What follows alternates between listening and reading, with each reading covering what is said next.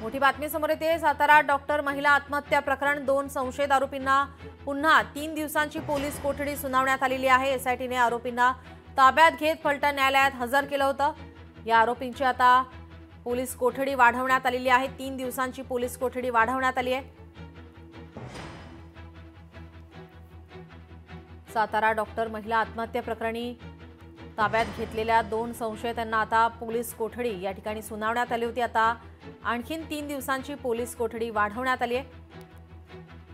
फलटण येथील डॉक्टर महिला आत्महत्या प्रकरणातील संशयित आरोपी गोपाल बदने आणि प्रशांत बनकर या दोन्ही आरोपींची एसआयटीने पुन्हा पोलीस कोठडी घेतली आहे। या दोन्ही आरोपींना कळंबा जेलमधून आता ताब्यात घेऊन फलटण येथील न्यायालयात हजर करण्यात आले। त्यानंतर न्यायालयाने या दोघांना 3 दिवसांची पोलीस कोठडी सुनावली। या प्रकरणाचा एसआयटी मार्फत तपास सुरू असल्याने एसआयटीकडून या दोन्ही आरोपींचा पोलीस कोठडी आता मागणी करण्यात आली।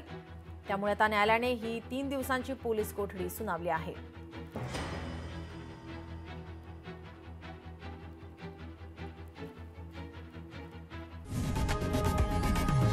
लोकशाही मराठी ऐका, पहा, जागरूक रहा।